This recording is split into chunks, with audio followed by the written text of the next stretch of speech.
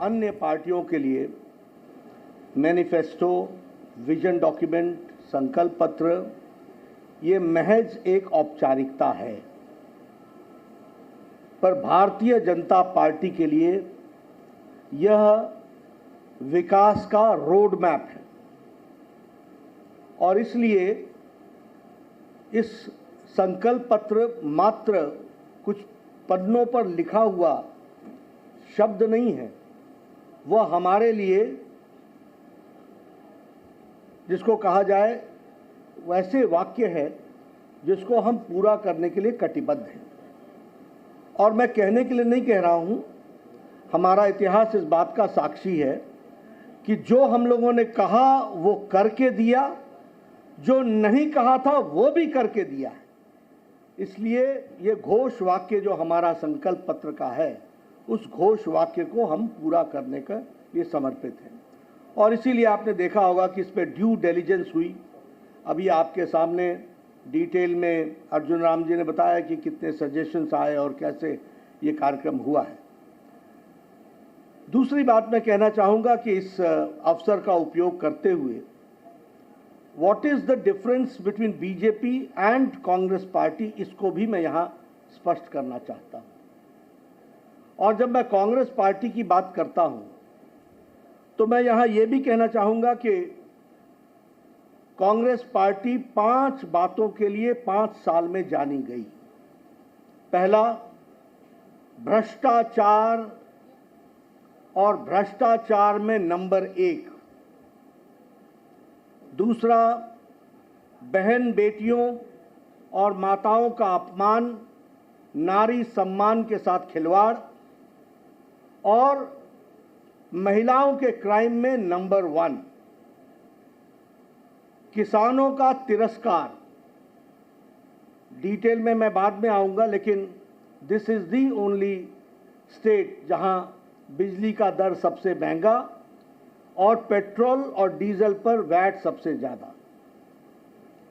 अगर मैं बात करूं युवाओं की, तो जितने पेपर लीक्स यहां हुए इसने रिकॉर्ड तोड़ा है। और जहां गरीब और पिछड़ों की बात है, उनके साथ अत्याचार हुआ है। इसलिए 5 बातों के लिए जाना जाता है: भ्रष्टाचार, बहनों बेटियों का तिरस्कार, किसानों का तिरस्कार, युवाओं के भविष्यों से खिलवाड़ और गरीब लोगों के साथ अत्याचार।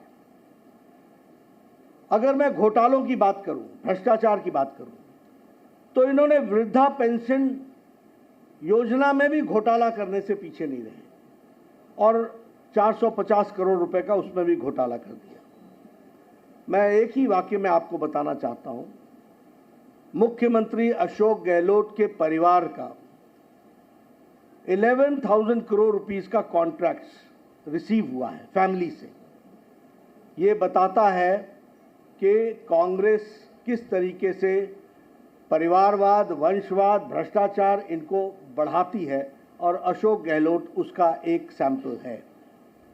जल जीवन स्कैम, जल जीवन जेब भरो स्कैम बन गया और लगभग 20,000 करोड़ रुपए का उसमें घोटाला हुआ।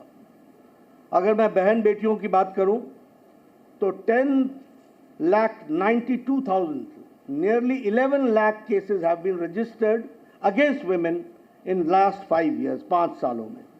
एनसीआरबी के रिकॉर्ड में राजस्थान रेप में नंबर 1 पर है और national crime bureau record bureau इस बात को पुष्टि करता है।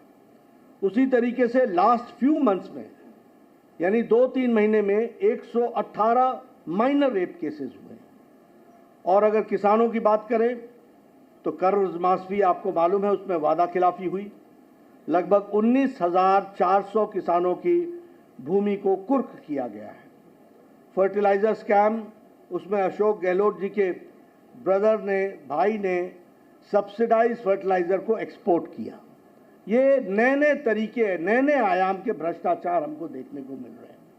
उसी तरीके से पेपर लीक्स में REET रीट का पेपर लीक ये जग जाहिर है और लगभग हर साल 3 paper leak average, on an average 3 paper leak Rajasthan ने पिछले 5 वर्षों में विटनेस किया है।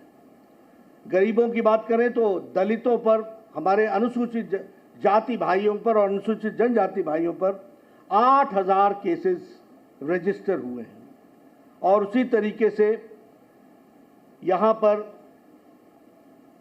असहिष्णुता, स्यूडो सेकुलरिज्म के नाम पर कुछ लोगों के पूज्य स्थान पर बुलडोजर चलाना और कुछ लोगों को सर तन से जुदा होने के लिए नारे और रैली करने के साथ साथ उसको बढ़ावा देना, यह भी हम लोगों ने राजस्थान की धरती पर देखा।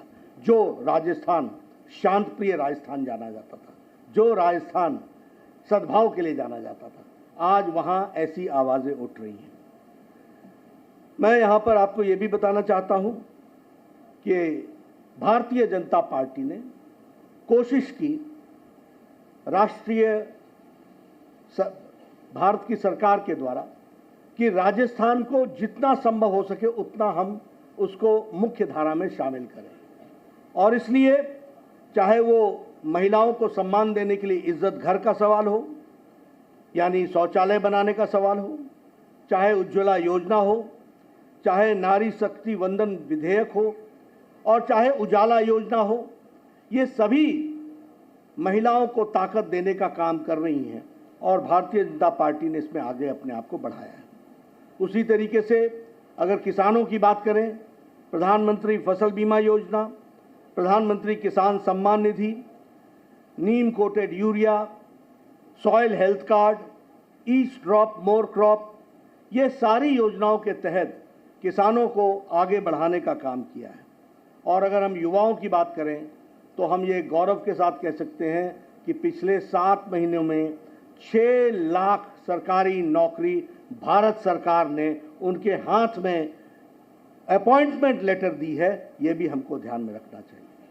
अगर मैं गरीबी की बात करूं तो प्रधानमंत्री गरीब कल्याण अन्न योजना, 80 crore people are getting 5 kilo rice और 5 किलो व्हीट और 1 किलो पल्स। और आज भारत की गरीबी, मैं नहीं कह रहा हूं, इंटरनेशनल मॉनेटरी फंड कहता है, IMF कहता है कि भारत की गरीबी बीपीएल से, बिलो पॉवर्टी लाइन से ऊपर उठने वालों की संख्या 13.5 करोड़ है। और IMF ही कहता है कि अति गरीबी भारत में now it is less than 1%। तो प्रधानमंत्री गरीब कल्याण अन्न योजना का बहुत बड़ा उसमें योगदान है। और SC/ST अमेंडमेंट एक्ट को ला करके हमारे अनुसूचित जाति और अनुसूचित जनजाति भाइयों को भी मुख्य धारा में लाने का प्रयास किया है।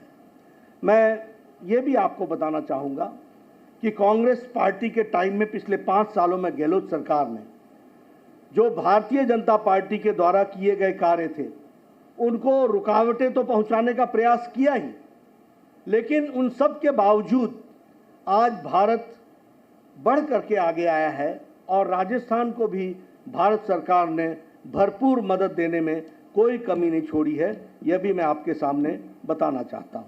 और जब मैं इस पर बताना चाहता हूं तो आपको बताऊंगा कि सिर्फ राजस्थान में 44,000 crore rupees have been spent on Bharat Mala project and 2,400 kilometre के रोड का कंस्ट्रक्शन हो रहा है। लास्ट 5 years में प्रधानमंत्री ग्रामीण सड़क योजना में रूरल रोड्स में 11,000 किलोमीटर रूरल रोड बनाई गई है।